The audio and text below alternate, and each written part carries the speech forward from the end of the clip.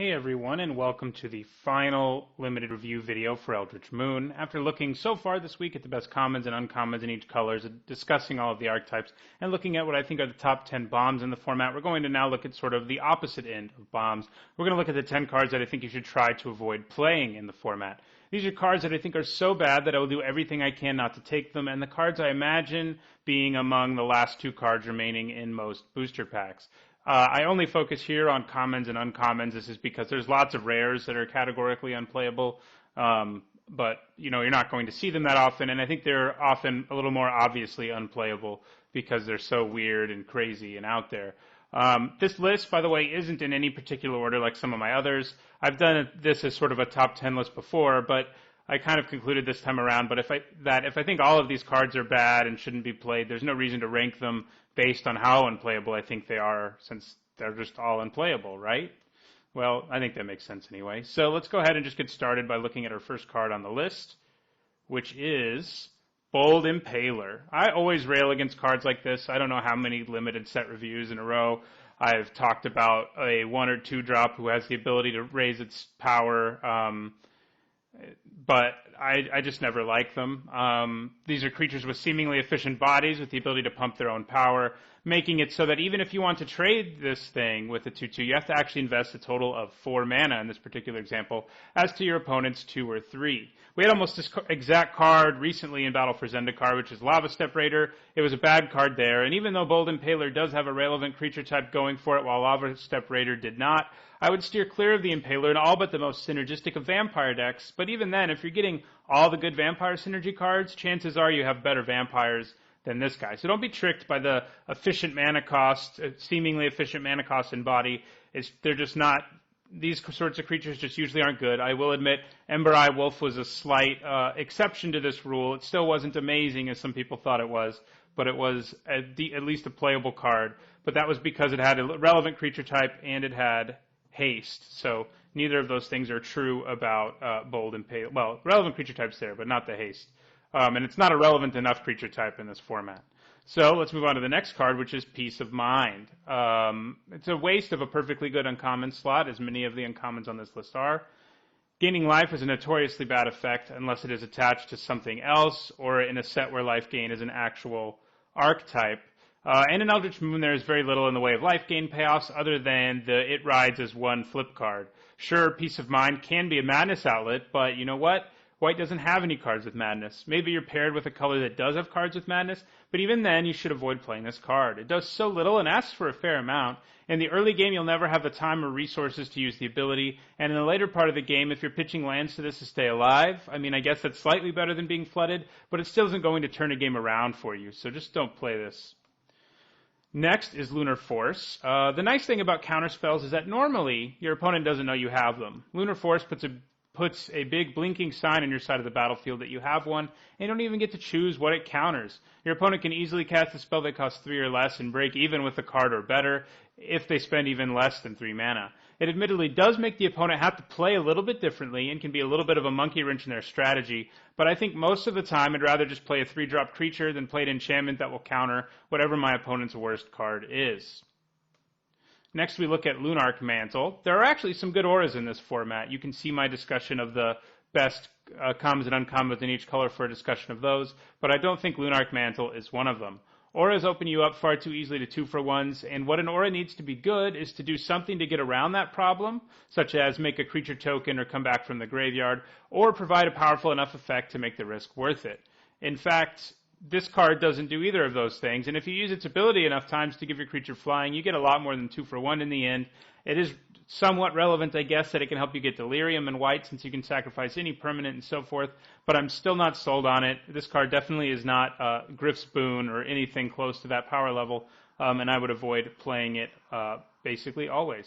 So next we have Prying Questions, and this is a really bad card. I think it's, if I had to rank them, I think this is one of the worst on the list. For 3 mana, you do 3 damage to your opponent, and then there's more text on the card, so at this point I'm interested. That's a pretty good thing to do if you're also doing something else, especially. And That's only if the card does something useful, though, for its mana cost anyway.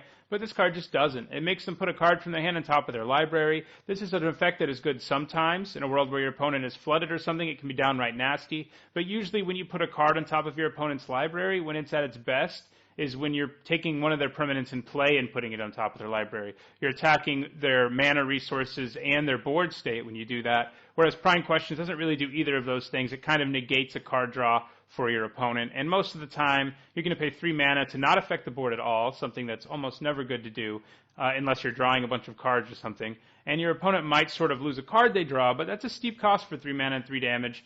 Do-nothing sorceries are bad, and that is absolutely what this card is.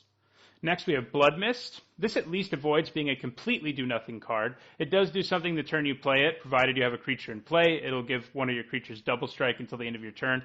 But 4 mana is a pretty steep cost to give one creature a turn double strike, and you can only do it during your own turn. If it could be defensive too, it would be considerably better, and I don't think that would be an unreasonable card at all either. The card does ask things of you, namely that you have a decent-sized creature that double strike will be relevant on, probably something with at least 3 power, and you just aren't going to have that all the time, and paying 4 mana for the effect is probably a bit too much. It's just clunky. It doesn't affect the board in any super relevant way the turn you play it. And on your opponent's turn, it's never affecting the board. So in a way, it is a do-nothing enchantment, even though it actually does something in technical sense the turn you play it. So next we have Geist-Fueled Scarecrow, and I don't know. I don't know why they printed this. I understand a 4 mana 4/4 is above rate these days for limiteds, but at least give this guy another ability to make his downside more worth it, or make him cost a couple more to have the ability to be symmetrical. Of all the cards on this list, despite those problems, this one is perhaps, maybe anyway, the most playable, but only in a super good version of the blue-red spells deck that runs very few creatures. Every other deck in the format is going to be creature-based, so running a 4 mana 4/4 with this much of a downside is pretty relevant. I guess in the really late parts of the game, it's not going to affect you too significantly, and a 4 mana 4/4 isn't terrible in the late part of the game, but it's not amazing either. So this card is just never a good card at any stage of the game, so that's a good reason not to play it. So here we have another red card, which I believe makes it the 3rd one on the list, which seems like it's not great for red, but I think red has enough good other things going on that it's okay. But man, I hate cards like Stanzi A Banquet. Cards that can only hit the opponent are usually not very good in limited, because if you can't just outright kill your opponent, their life total is almost irrelevant in a lot of ways. Like you just used a card that didn't affect the board at all, something I've said a lot about these cards, and maybe you did 3 or 4 damage to your opponent, and you did get to draw a card, but I still don't think it's worth it. It asks you way too much. It asks that you build an incredibly vampire-y deck, and that's just not going to be something that's usually going to be possible. Unless you're going really crazy and trying to really build a Stanzi A Banquet deck, you're not going to be able to get that many vampires. I guess in the highly unlikely event you get, let's say, 12 or 13 vampires in your deck, it does become playable, but even then I'd rather just have a removal spell to clear the way for my vampires to get in for damage, since removal spells are considerably more flexible than a card like this, which can do nothing but dome the opponent. When I first saw the card, I thought it could hit players too, and I thought it was solid. Even then I didn't think it was amazing, but at least was pretty good. It doesn't do that though, just opponents, so don't play it. So finally, we have a little bit of a cheat, and actually there's 11 cards on this list, surprise. But if you've been watching my past limited reviews, in addition to talking about bad auras, although this time there's only one to talk about, I tend to also talk about the bad equipment, because I see people constantly playing equipment that's not that good for one reason or another. And in the recent past, in Shadows over Innistrad, we had a bunch of good equipment. It was amazing to have True Faith Sensor and Forgotten Heirloom and well, maybe that's it. But those are a couple of good common and uncommon equipments, and this set doesn't bring us that. This set brings us back to bad equipment, and I'll explain why I think why equipment is bad, especially these equipments. It's because you have to pay so much mana to get an effect, and then if the creature dies, it's not quite a 2-for-1 like losing an aura, but you lose a huge amount of tempo, and you're just putting so much mana into them. Cathar's Shield costs 0 mana, which is great. It'll show up in Pure Steel Paladin decks, I'm sure, in Modern, and so it gives that deck another card. But it costs 3 to equip, and it does give a somewhat relevant bonus of +3 in Vigilance, but it's not going to make a creature a threat. It's basically just a defensive card. It may allow you to attack with a few creatures, but the mana you invest in it is just too much for the effect. Cultist Staff, same thing. 2 mana for equipped creature gets +2/+2, and then it has an equip of 3. That's 5 mana to give one creature +2/+2. And then Slayer's Cleaver, I think, is the worst of all of these. It's just outrageous. 3 mana to cast, 4 to equip, and you get +3/+1. That's it. And it has to be blocked by an Eldrazi if able. These equipments just don't do the job. Slayer's Cleaver is definitely not Slayer's Plate, a card that was also pretty expensive to play and equip, but gave a much more relevant bonus, and found a way to replace itself with a Spirit Token. I mean, that was a rare equipment, to be fair, but none of these equipment are anywhere near as good as the good equipment we saw in Shadows over Innistrad, and they're just bad. Don't play any of the common or uncommon equipment in the format. There is one rare equipment I would at least consider playing, but none of these common or uncommon ones. So that does it for this video and for the Eldritch Moon limited review as a whole. If you found this video useful, don't forget to click the like button.